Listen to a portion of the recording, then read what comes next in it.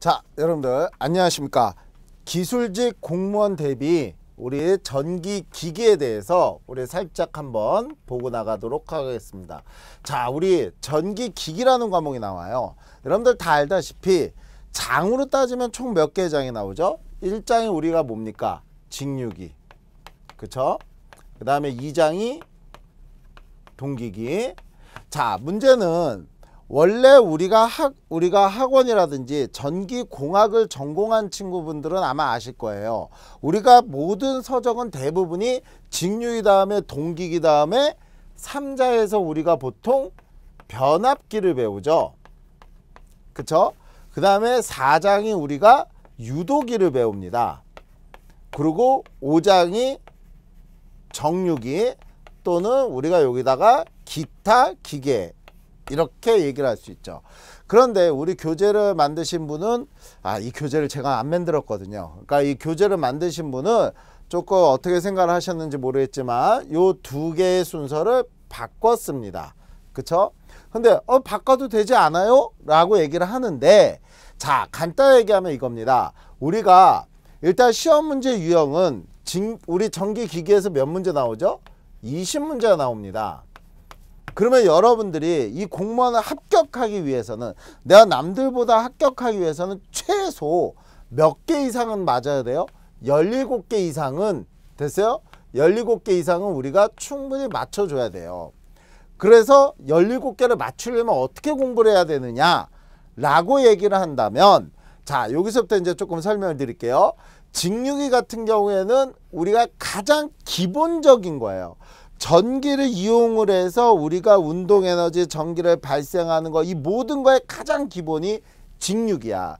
그래서 직류기는 발전기, 전동기 다 나오고, 동기기는 예전에는 간단히 얘기합니다. 우리가 직류를 쓰다가 교류로 전환됐어요.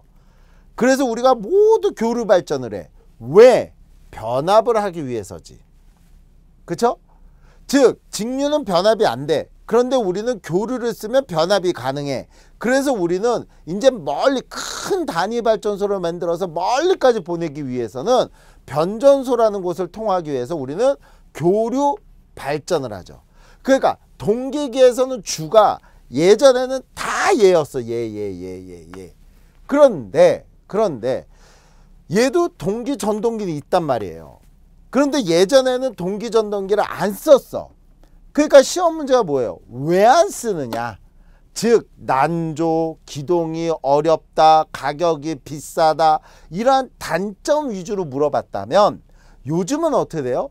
동기 전동기를 많이 쓰죠.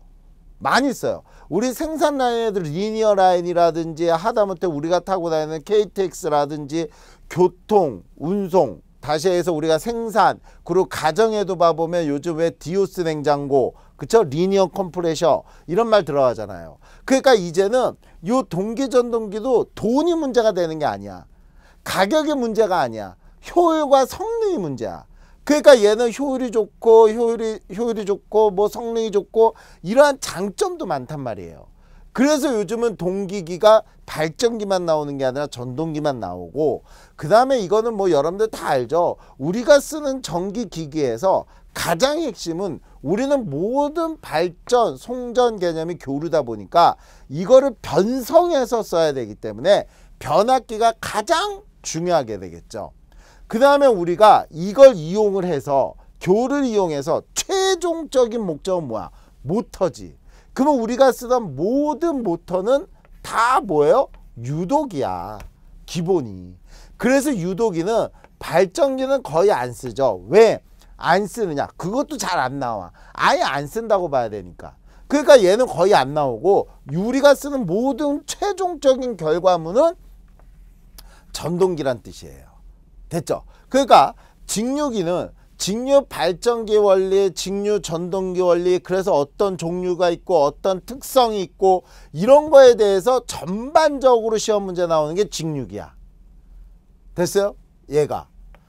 동기기는 원래 발전기만 주였어. 전동기는 왜 안 쓰느냐?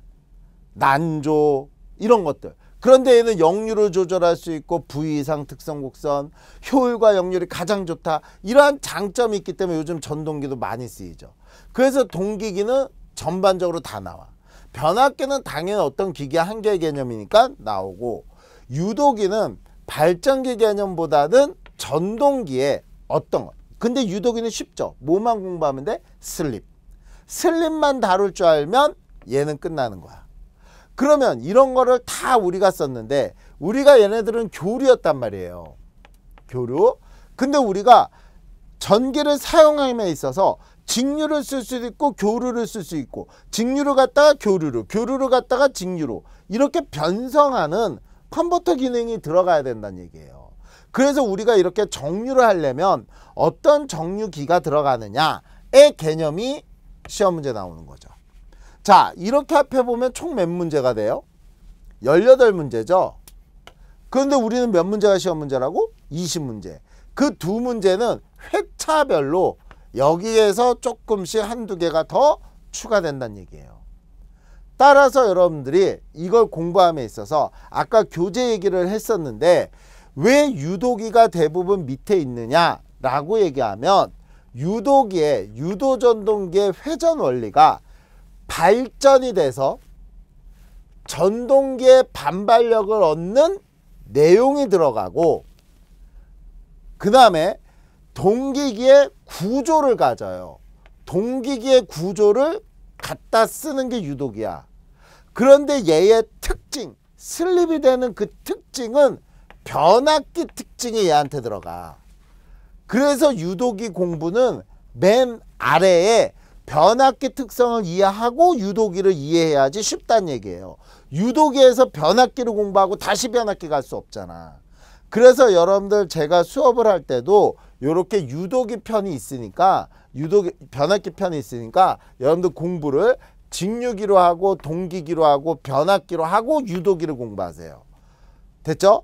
자, 공부하는 방법과 문제 유형을 얘기 드렸고, 그러면 여러분들 간단히 얘기하면, 도대체 내가 이걸 공부를 할 때 어떤 수준으로 공부를 해야 돼요 라고 얘기를 한다면, 일단 수준은 기사 정도의 수준만 공부하시면 돼요. 다시 얘기해서 문제가 어려워요 쉬워요 그러면 쉬워요. 기사 공부하신 분들은 아마 전기기기가 굉장히 쉽게 느껴지실 겁니다. 어려운 파트가 없어요. 계산 문제도 굉장히 쉽게 나와. 그러니까 우리가 기사에서도 봐보면 당연히 설명 문제와 그 다음에 공식 문제와 그 다음에 계산 문제가 있는데, 거의 우리가 뭐 공무원 시험에서는 어느 거 위주가 주가 된다? 얘가 주가 되는 거야. 그러면 계산 문제는요? 계산 문제도 많던데요? 근데 계산 문제가 의외로 더 쉽단 얘기예요. 얘가 주로 나오고 얘는 간혹 나오는데 계산 문제가 의외로 더 쉽단 뜻이야. 왜요? 계산기를 안 쓰잖아. 계산기를 사용 안 하다 보니까 의외로 그냥 우리가 숫자적으로 어떤 공식에다 숫자 넣어서 그냥 약분이 가능할 수 있게끔 문제들이 나와. 그러면 어차피 이걸 풀려면 공식을 외웠어야 되잖아요. 그러면 그 공식에다가 공식을 여러 개를 변형시켜서 나오지가 않는다는 뜻이야. 우리가 기사시험 공부를 할 때는 어떤 문제를 풀기 위해서, 다시 얘기해서 예를 들어보면 동기기에서 유기기 전력을 계산한다 라고 문제가 있으면,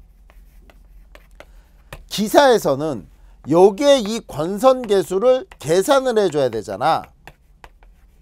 그러면 이때 KP는, 그쵸? KD는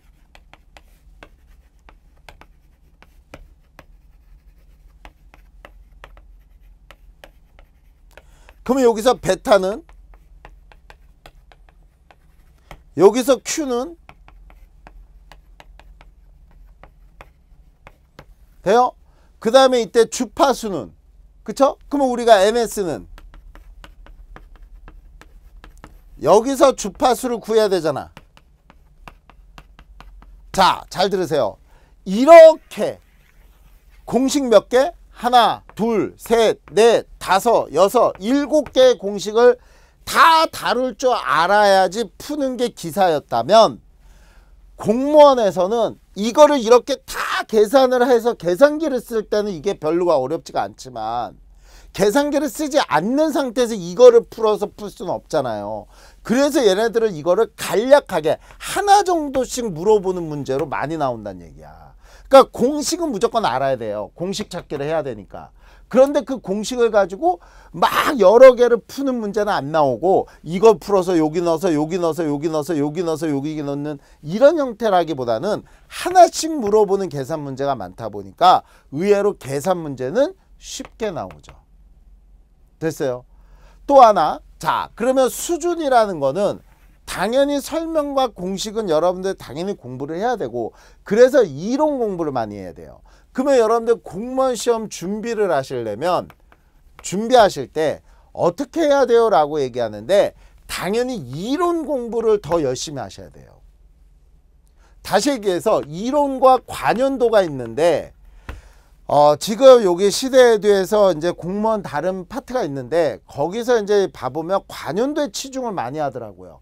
근데 여러분들 관연도 한번 봐보세요. 관연도 똑같이 나오는 문제 있어? 없어. 관연도 똑같이 나오는 건 공무원에서 있을 수가 없는 문제예요. 요거랑 똑같이 숫자 넣어서 똑같이 나오는 문제 진짜 한두 문제 외에는 없어요.